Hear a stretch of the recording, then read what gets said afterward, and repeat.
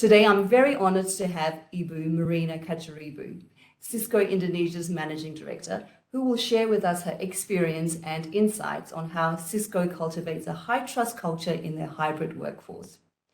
In her role, Ibu Marina is responsible for driving the sustainable business growth by working with local partners and government to transform how people connect, communicate, and collaborate.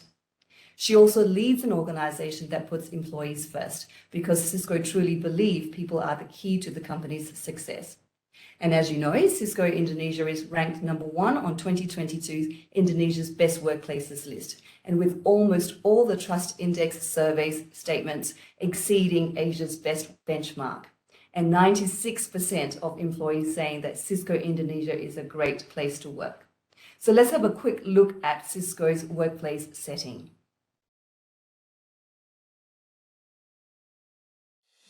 Welcome to Cisco Indonesia.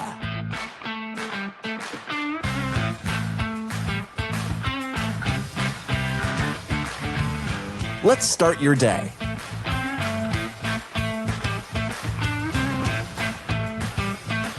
WebEx is available in every room.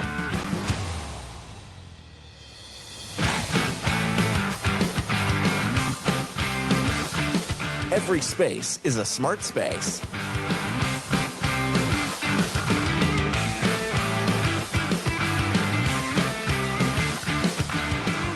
With just a touch, you can find and book your meeting room.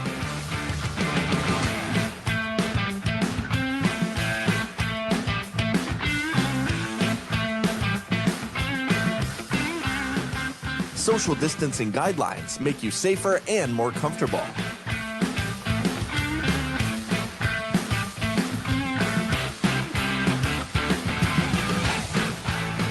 Navigate between meetings smoothly using your personal devices.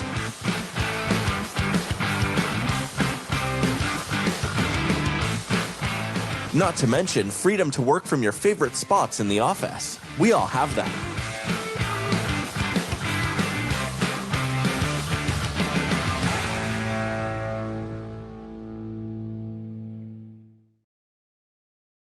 Wonderful. Thank you for that introduction. Welcome, Ibu Marina. It is a privilege to have you here to share with us about Cisco's high trust culture in a diverse hybrid setting. Hi, Valentina. Thanks for having me. It's an honor. Yeah. Wonderful. Thank you so much for making the time. So firstly, to get us started, an easy one, could you let the audience know a little bit more about Cisco Indonesia's operations and the size and the nature of the hybrid workforce? Okay. Thanks. Hi, everyone. Hope everyone can hear me clearly. My name is Marina. I'm from Cisco Indonesia. So to some of you that do not know Cisco is a leading IT technology. We are a US-based company operating in 180 countries around the world. And Indonesia, we've been here over 20 years ago. So we've been here for quite a long time. And what we're doing in Indonesia is really trying to also supporting companies, both public and private sectors, in their digital and transformation journey, leveraging of our portfolio of IT technologies. I think if you are doing anything with regards to digital right now, I believe there must be some kind of technology from Cisco inside that services or products. So I think, Valentina, that's a short description about Cisco as a company. Wonderful, thank you. And what about the size and the hybrid nature of your workforce? It's made up of lots of different diverse functions. Can you tell us a little bit more? Yes. So basically, in terms of an organization itself, right? Cisco is pretty much a flat companies in the way that we're not so much of hierarchical companies, but it's a matrix companies. And the way we work, basically, even before pandemic, over 50%, like around 53% of us actually working from different locations. And sometimes it is also from different time zone. And even at Cisco in Indonesia, we also applied flexible type of working culture even before the pandemic started. And I think with what happened for the last 2.5 years, And we are also adapting to the new normal, but I think we've pretty lucky because that kind of flexible type of working already in place for a long time already. Thanks. Great, great. And so, I love that you talked about pre-COVID already because you've got the people working in different locations and also that flexibility, so which we'll explore a little bit further. But just to start off, in terms of those different locations, is it because of the different functions or is it just the nature of the actual different functions and the way that it is originally set up? So you've got Yes, a I sales think team, an engineering team. yes. Yeah, so yes, we consist of different functions, right? There is sales team, there is engineering team, there is also supply chain team, finance. I think mostly will be the same with other organization, but because we are technology companies, right? There are some of the function basically shared across more than one country, but the functions probably the same. There's product, there's sales, there's marketing, right? And of course, there is a PNC. We call our HR function as a PNC. It stands for people and communities. So yeah, all these customer-facing function is also the internal and strategy team function of Cisco. Right. So given that sort of complexity and sort of diversity of different functions, just the fact that, being certified is a huge achievement because that actually indicates a very strong, high trust, strong workplace culture.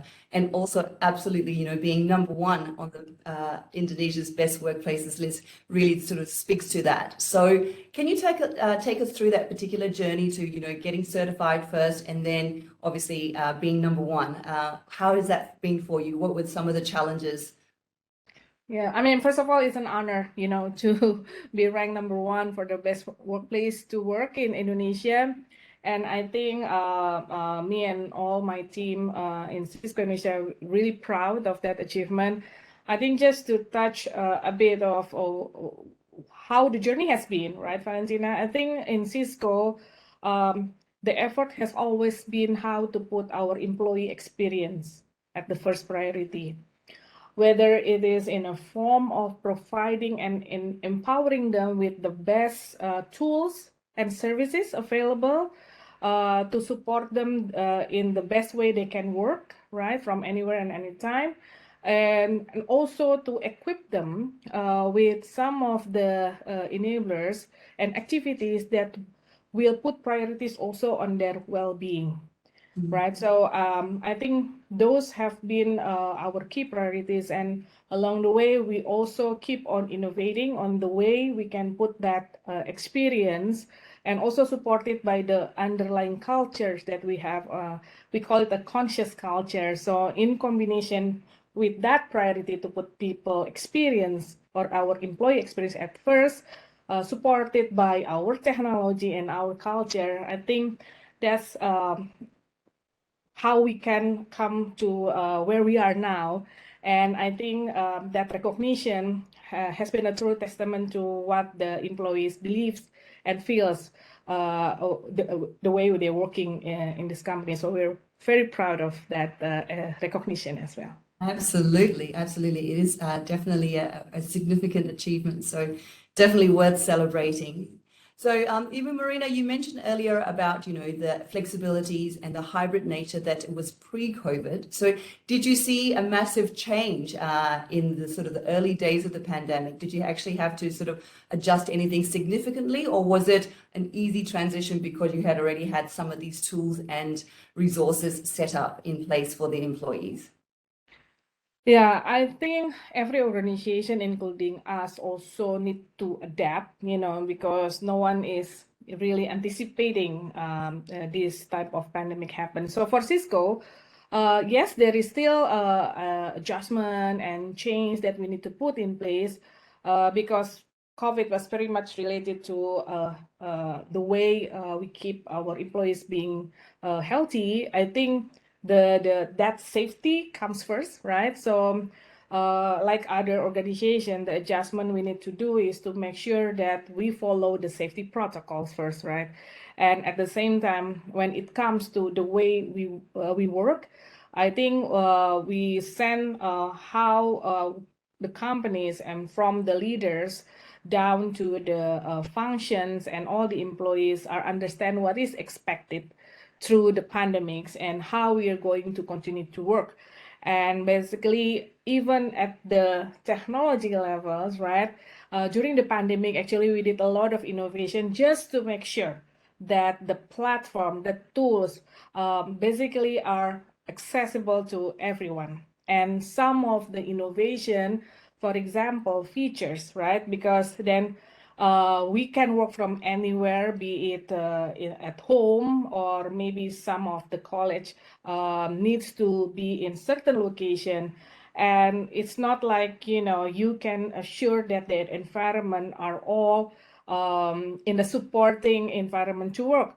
So some features like the noise removal feature, so that anyone can speak and discuss without worrying that there is a disturbance of noises at the background. So that's a small example, but how we make sure that even during pandemic, we are also improving from our technologies and how we support the team. And also from the policies, of course, what is the policies when, we monitor.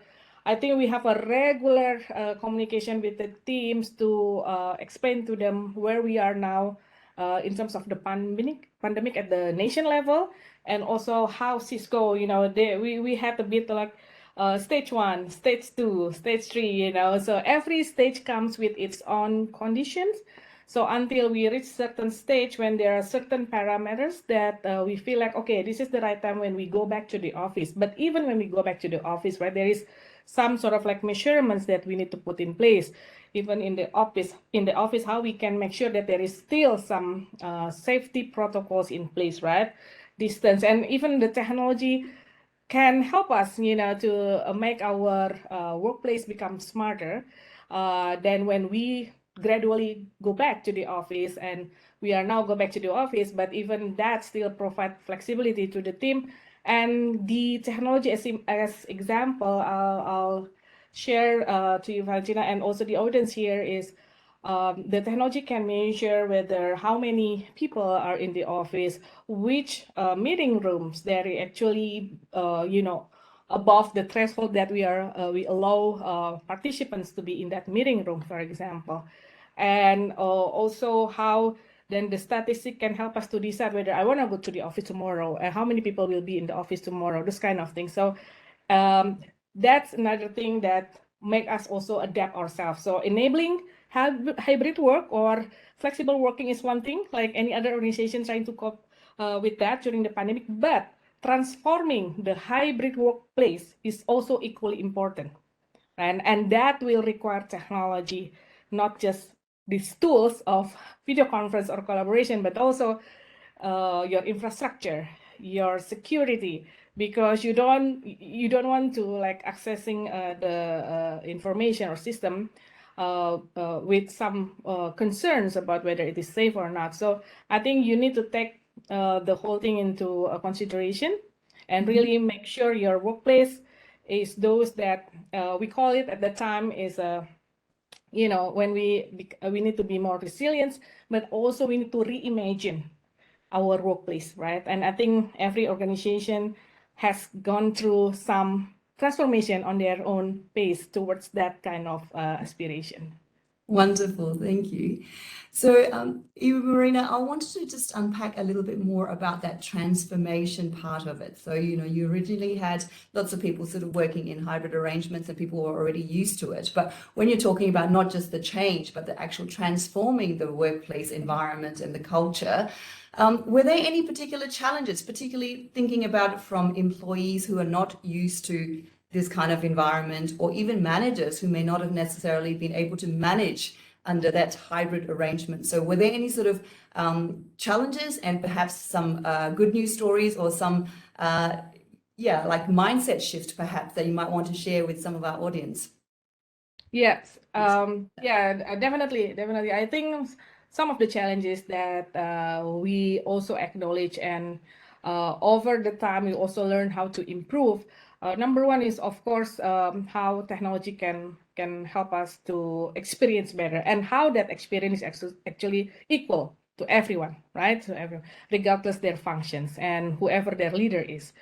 And that's basically the foundation also, right? Because whatever you want to access in the system from the company's network, how you can easily access that, right? And how you can also collaborate across the function. That's number one, I think, on the technology. Number two is basically the challenge of being burned out. You have this fatigue of 2 years away from others, away from the office. Maybe away from the office is one thing, but maybe away from your peers is probably more challenging, right? So that kind of risk, basically what we try to do is to continue having the open discussion. And basically in Cisco, we have those activities to make sure that the work and life balance are still being managed and well managed. So we have those initiatives. So like we have this wellness session, with Pavelcam for a series of topic, right? Understanding the challenges that we had during the pandemic. Those series of well-being webinars, for example. The other thing is actually we also have a type of when you wanted to take some days off from the work, be it for the reason of you want to do more CSR activities, we facilitate that.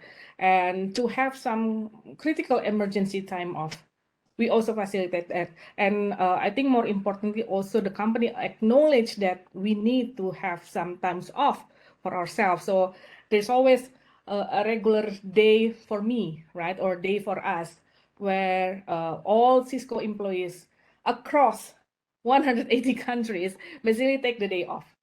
And it is the day for me where we are supposed to recharge ourselves, take a break, and really looking at your own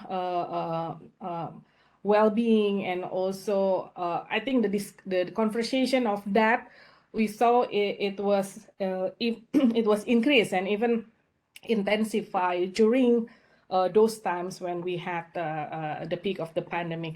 So that is the activities to anticipate the burnout. The second is, I think, is inclusivity. You raised that point earlier, Valentina, because I think the essence is really how we need to make sure all employees feel the equal treatment, right?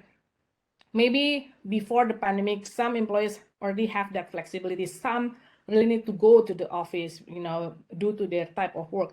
So with the changes, we need to make sure that everybody is heard, so, and there is an inclusivity of what we are doing. That's why it comes back to the third one, actually is the feeling of disengaged, that probably the challenge that many organizations can have when you don't see your employees in the office, right? So how to make sure that the engagement is still there? So I think the one that really stood out at the time is really how the leaders, on weekly basis do their communications with the team, and also the check-in. So we do have this kind of tools as a we call it a weekly check-in. So that's where we encourage our team to really share, how they feel, where are the goods, where are the bads, and what support they need from the leaders, right? So that's one example. And the others, basically, of course, we have our all hands, and so there are many different levels of, I would say, engagement. So it doesn't mean that just, you have like one all hands, then it's enough. But I think you need to have a series of engagement, be it from yourself and your respected leaders, but also the overall company, So then everybody is aware. This is coming back to the conscious culture. Everybody is aware. Where are we now in this environment of a situation of pandemic? What is expected from us, and what you can expect from the company and from the leaders, So yeah, communication is the key, Valentina. Wonderful. Yes, communication is indeed the key. And certainly, remember sort of 2 years ago when it all first started, this thing about checking in, that it used to be the weekly check-in or whatever, but it certainly became, checking in every single day. And then also making sure that people checked out because, you do want to make sure that, people actually took the breaks and, had the chance to off because when you look up and it's already 6 o'clock, 7 o'clock in the evening. So the boundaries were sort of starting to blur very much. And I certainly remember having to, pinch yourself and checking in with the team members as well to make sure that everyone's, having the adequate breaks and whatnot. So, yes, so that part of the well-being is so, so important. So did you actually have, specific policies? I mean, perhaps not necessarily talking about what happened during the pandemic, and now starting to come out of that and sort of moving more towards the future of workforce, future workplaces where it is hybrid, but then what is the shape of that hybrid nature? And were there sort of any adjustments to the policies sort of at the very top level? Because the reason why I'm asking is because I sort of pick it up at that there are sort of three key levels, right? So there's the policy at the perhaps organization group level even, just mandating 1 day off per month or whatever it might be. And also, the inclusive nature and to keep everybody engaged and connected. So coming back to that first point about changes in the way, the sort of the organizational level structure and policies, did you actually have to adjust any of that? And how is that going for you? And are there any sort of particular takeaways that you might want to share with others? Yeah, so I think we also adopt a bit of decentralized approach. So basically, the underlying things that we need to do is keep on experimenting but listening, right? Listening to what employees want to share about what is the best way for them to work.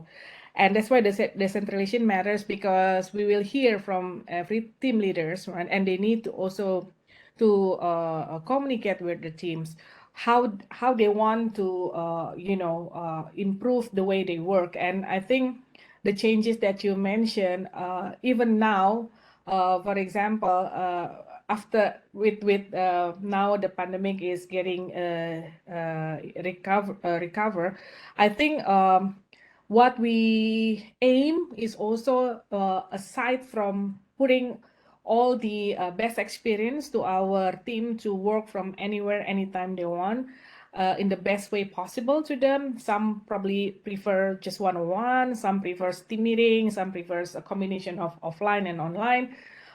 So that's basically, there is no like a structure approach. This is the template of the hybrid work. We don't have that kind of thing. So it comes back to the flexibility and listening to what the employees want. But at the same time, right, we really put that kind of trusted environment, because I think more and more we hear also from study.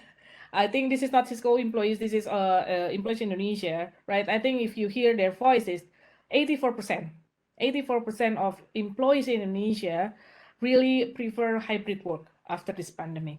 So as you can see, it's even harder to get people back to the office, right? So I think hybrid work is here to stay. Now, 63% though have the concern that their leaders or their managers will increase the micromanage style, because they cannot see the team, the employees, right? So that's the concern.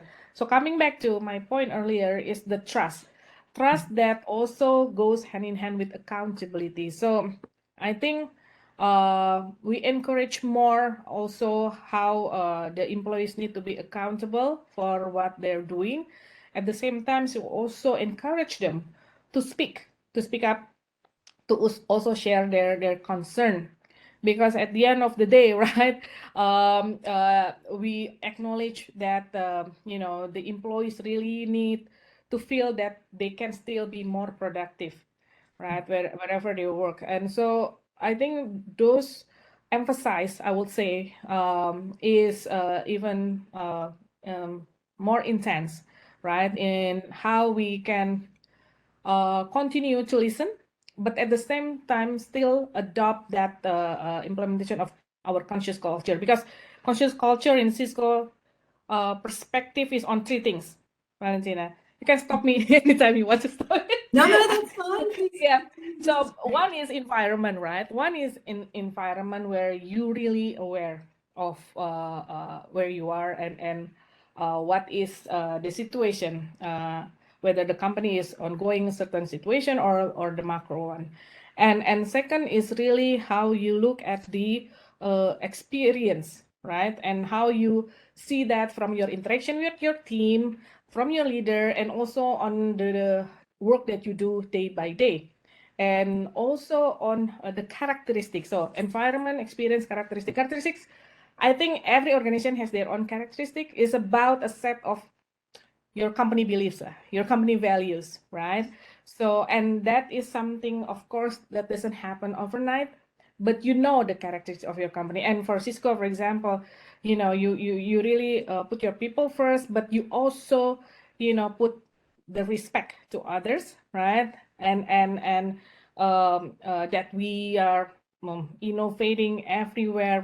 We have our people deal, those kind of things. So that's some example of the characteristics. So sometimes what I see, sometimes companies just put the characteristics as a bit of like a set of, oh, this is our principle, this is our values, but they sometimes they forget about the environment of where the employees operate, and also the experience, because people employees will relate, right, on their experience on a day-to-day basis, whether their leader walk the talk, right, whether they also see their peers doing the same thing. So that's where the conscious cultures really to put that awareness of those three key things for Cisco. Yeah.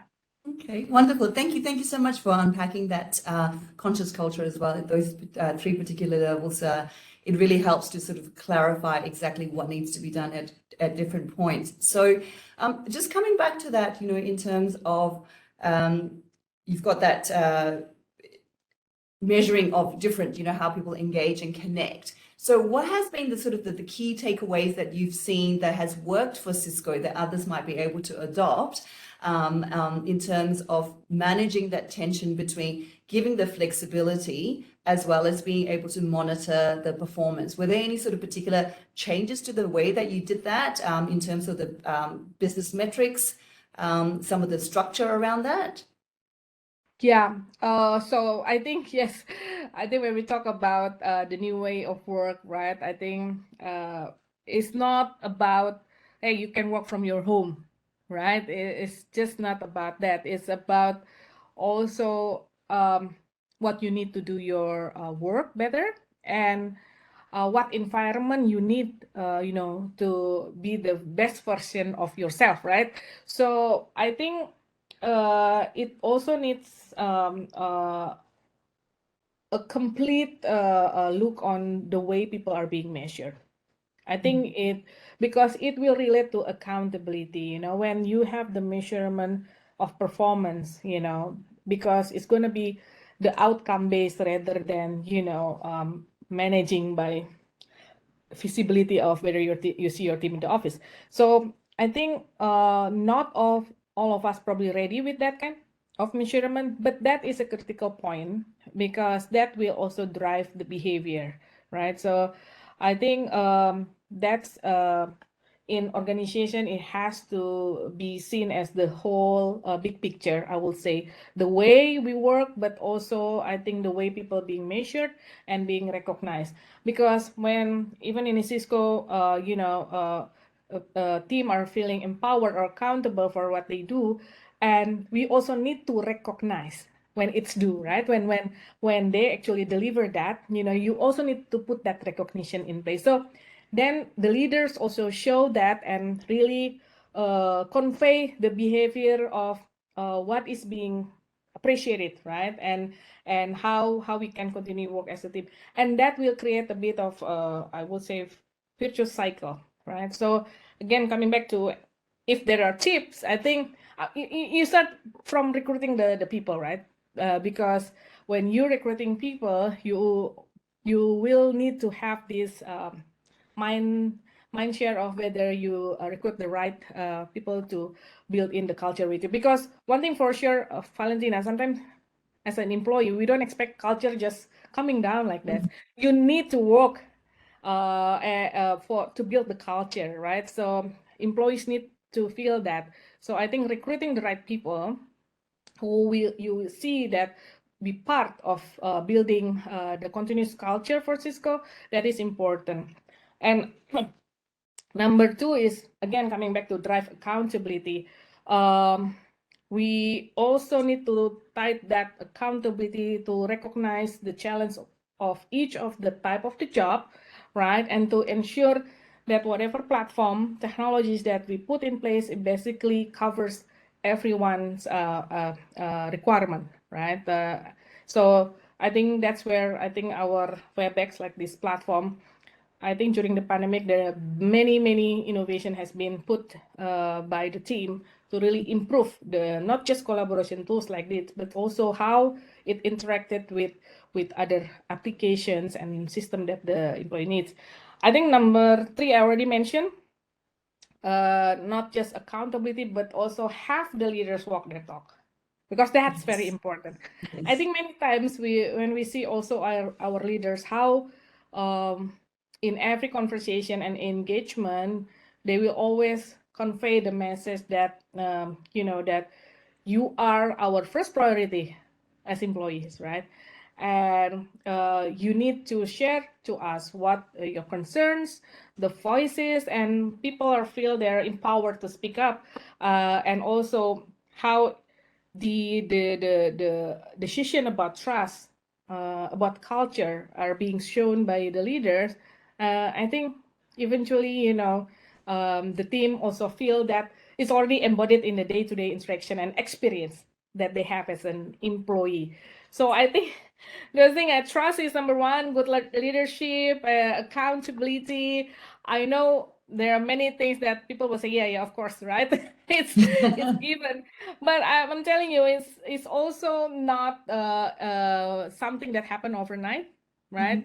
There is no one size that fits every organization. So every organization has to find their baby steps or has to find their own journey. But again, even as I will say, as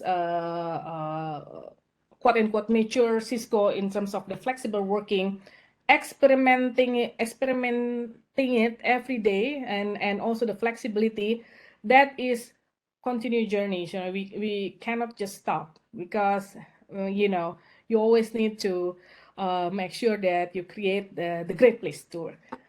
Wonderful. Thank you. Thank you for that. So, thinking about lots of different examples, you've mentioned, or concepts really. So it's about recognition, it's about accountability, it's about making sure that the right people that fit the environment that you're actually looking to create, and also making sure that people are actually engaged and, feeling included, irrespective of what function they are in and what kind of location they're based in. So were there any one or two particular examples that really stood out to you that made it like, yes, this is the way to go for this conscious culture and the way that we maintain a high trust culture?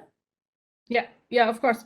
So I think as simple as, when you create the meeting scheduling, right, with even with your own boss and everything, your voices matters, right? You can decide which schedules that fits with your calendar, for example. And also, if you interact with people in different time zone, for example, right? So coming back to avoid the burnout, and we do encourage this, is basically you set your own pace.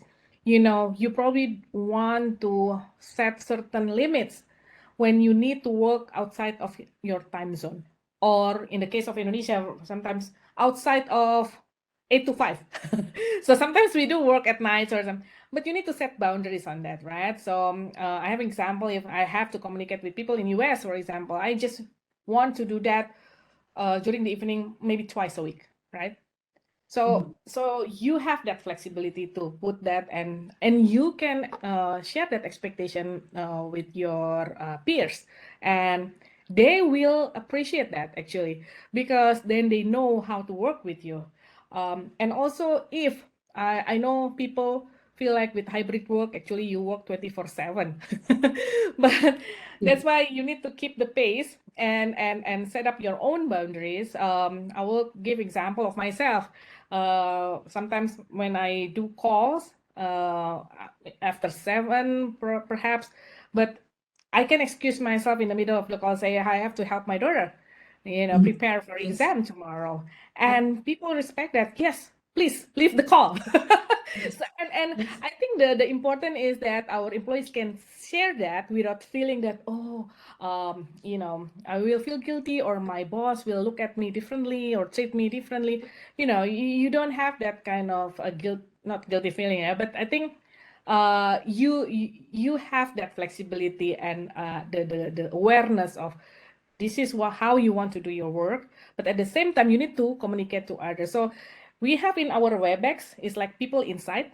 You can check yourself, right? How many times in a week you have meetings, and also in that meetings, who are the people that you meeting most, right? And then you basically can relate to that statistic and feel like, okay, maybe in order for me to work more effectively, I will need to shift some plan of the meetings here and there.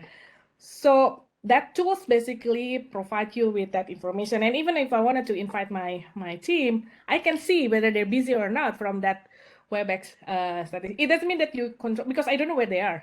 I know I heard some other companies really like put certain apps to track the location of their I have heard employees, of right? that. Yes, and we don't have that. But if you're using a platform like this, and I see some of my colleagues sometimes put "do not disturb," will be back until a certain time. That's a way that you can, collaborate, and still work, and people know what to expect from you. I think, yeah, it is there. It's coming back to every one of us. Yes, and it's really great that you talked about the boundaries that you can set for yourself. And I think we saw this a little while ago. I don't even know if it was early in the pandemic or otherwise, where the newscaster, was online or on live at the time, and the child sort of came into the room, and that kind of went viral for a little while. But that's now become very, very much normal and acceptable, and accepted by everybody. And I think that it is a lot more acceptable and easier, and perhaps more guilt-free for people in authority or position, higher level positions and leaders. So how do you actually make sure that everyone in the organization, for all, gets that opportunity to, say, switch off, or, this is the family time, or whatever the case may be. So how do you think that the managers can actually support their employees to be able to say, you can actually do this and manage work and life guilt-free? I mean, this is probably a very tough one. Yes, yeah, I think it comes back to the culture again, Valentina. I think when people trust that everyone respect the others, at the same time, you also show your accountability, right? I think it will go automatically as the way of life in that company, right? I know sometimes, of course, there are challenges, right? Especially when the leaders are also pretty demanding, and I think you probably feel, okay, if I don't go to the office that often, will they see me less priority than others that they see most, like how that affect the careers, right? I think one thing for sure, right? In every smaller unit in that organization, that communication needs to be open, and transparency needs to be there. Because when it comes to hybrid work, it doesn't mean, I don't think anyone would want to be at the home 100%, or in the office full day 100. So I think people also need to have that kind of bonding, engagement, everything. So is a combination that suits their lifestyle, if for lack of better word, the style of work that they want, right? Between how many days they go to the office. So we shouldn't put that, okay, you go to the office on Monday, on Tuesday, and then the remaining week you can work from home. But again, I will say there is no one single recipe. Maybe for other certain units, certain organization, that will work, because every week you may need to set up a fixed time that you can meet with your team, right? So in that sense, when we have the consensus of, okay, between the managers and the team, this is how we're going to work, and of course, in every setup of interaction, there will always be a person that are not in the office but joining remotely, and that's supposed to be fine, right? So I think we need to put everything in balance as a leader, especially, right? And how to make sure that people do not lose their engagement. And so having that offline online engagement model, I think, is still very critical.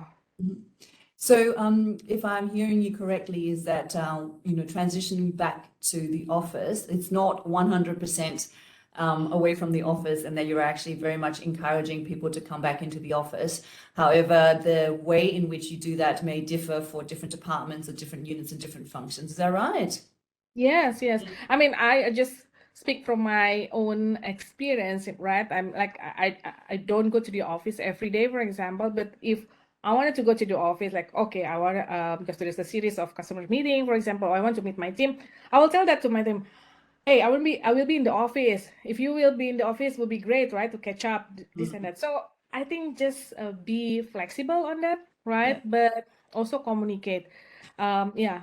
I was That's going to say important. exactly that. It's just a chat, isn't it? It's actually communicating Exactly. like as if you would anyhow. So yeah, and so yes, so there's the collaboration part of it and the teamwork part of it. So are there any sort of particular tips that you might have in terms of collaborating and making sure that the culture of teamwork and being together is still very much instilled when people are not together face to face? Is it a case of using the tools, or is it a case of a different mindset, or is it the role of the manager in all of this as well?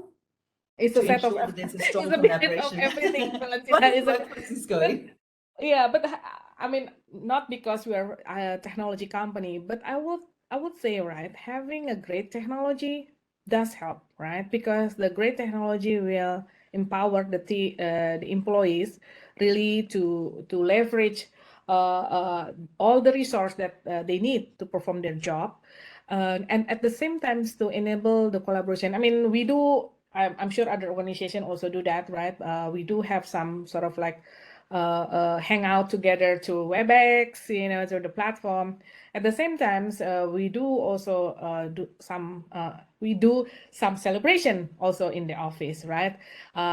So I think for me, right, it is more and more now. Even we appreciate when we meet our colleagues in the office, and I think that's really wonderful. And at the same time, you basically make your team happier, because especially in Jakarta, right? It doesn't make sense if you ask for a meeting like 9 a.m. just with you in the office, while you know that your employee will need to drive for 2 hours from their home, for example. Why don't, okay, let's meet later, or when you have time. So, even for me, I always ask my team when do they have time. I need to check their calendars.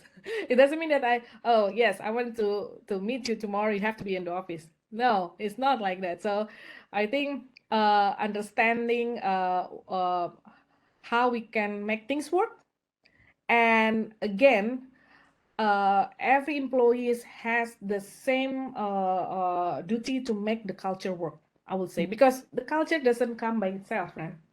It's the leaders showing it, and also the employees contributing to it. So Yes. yeah, so that's how we continue to improve every day. Yes, for sure. And as we know, exactly what you have said there, in terms of the culture, it's actually co-created by everybody, right? And so it's having those clear boundaries but allowing that flexibility, but also that everyone's actually contributing to that culture and being accountable. So at the end of the day, the metrics, some of the performance measures do certainly come back to play a role in terms of are you actually meeting the deliverables, and how you actually do that is a great deal of flexibility there.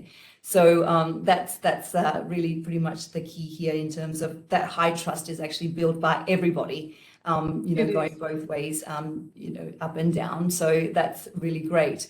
I'm just checking to see if there are any questions. So if I can just pause here for a second and just have a quick look through any sort of comments or questions that are coming through. Okay, so while we're waiting for a few to come through, I just wanted to pick your brains a little bit, Ibu, Marina, in terms of the future. Looking at it from the technology perspective, as well as, the new normal that we've now experienced over the last 12 to 18 months.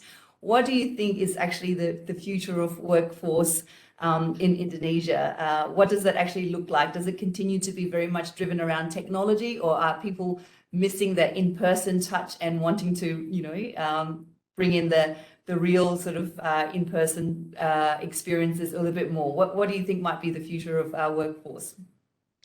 Yeah, no, that's a very interesting question. I think that's a question of everyone. I think when we really look at the situation right now, right, when some companies are really trying to put everything back to the way it was before pandemic, right? But I would think that those who already experienced that, hey, I can do stuff from home, right? It will not make the employees feeling happier, So I think companies needs to really make a bit of investment to really embrace the future of work. That investment not just about technologies, but also putting in policies, right? Policies and also a system that will allow, again, coming back to the trust, coming back to the accountability, and how people can then thrive to work better. So that kind of investment companies need to do, and at the same time, technology evolves, right? So the future of work will be inclusive for everyone, right? And you can basically work from anywhere, but it's also a combination of online and offline. And in that combination, seamless experience, inclusivity, diversity, all those things have to be there to ensure that employees feeling that they are more empowered and there are no risks of them choosing that journey. And I think the next generation will be those who are keen to see that flexible type of working or hybrid work, at least in the company that they want to work with. So coming back to companies, I think we really need to put that kind of investment in thinking, as well as in technologies where we can provide a secure hybrid work for our employees. So hopefully that answer, Valentina. It does. In fact, you've pretty much hit the nail on the head in terms of investment. And it's not, obviously, for many people listening in today, they might think, okay, well, Cisco being a technology company, it's really, easy to say that the technology drives it. But I'm really, really happy to hear you say that, you need to invest in the policies and the systems and the collaboration part of it as well. So the people part of it, not just the technology part of it, which is really great. And so just coming towards sort of the end of the session and just wrapping up on a few things, any particular tips that you might have for other organizations, leaders, to build a great workplace, either based on technology, whether it's hybrid or otherwise, but just some of the tips that you may have to help build a great workplace? Yeah, I think as a leader, first we need to set that expectation clear, right? And what is the mission here, right? And then start to really walk the talks and put the trust. And when it doesn't go the way you want it to be, right? And keep that communication open, and maybe we just need to to have some changes in the way our policies that are not there yet. Coming back to the performance metrics, for example, right? But the whole key point here is really listening and also keep experimenting. And then you will find that formula that suits your company. And of course, it's not gonna be overnight. You need to embark on that journey. But I think so long that again that mindshare investment plan there, investment on that beliefs, culture, systems, everything to embrace the future of work, I think you are on the right track. Yeah. Fantastic, fantastic. So just to sum up those key tips that Ibu Marina was talking about. So it's about making sure that you set the clear expectations of managers and employees. And also, I love the thing about experimenting. So experimenting from listening to the employees, trying some things, and then obviously being agile to, you know, shift and change, because we really don't know what's going to happen next. And as we saw with the pandemic, everything sort of turned upside down, but it's just those organizations that had some foundations in place initially to pivot quite quickly, and also just that having that agility in the mindset as well, that allowed for the shift and to maintain or, you know, remain being a great work culture. So that's wonderful. If there are no more questions, was there any other questions there? No? So I think it's probably time for us to wrap up. So thank you, Ibu Marina, once again, Cisco Indonesia's Managing Director, for sharing some of your insights and experience with us. And also for everybody else as well. So thank you for spending the time on this Monday afternoon to join in. And of course, if you do want to join our growing community of Great Place to Work certified companies, please reach out to myself or any of our team members. And once again, thank you, and enjoy the rest of your afternoon. Thanks, Valentina. Thanks, everyone. Thank you.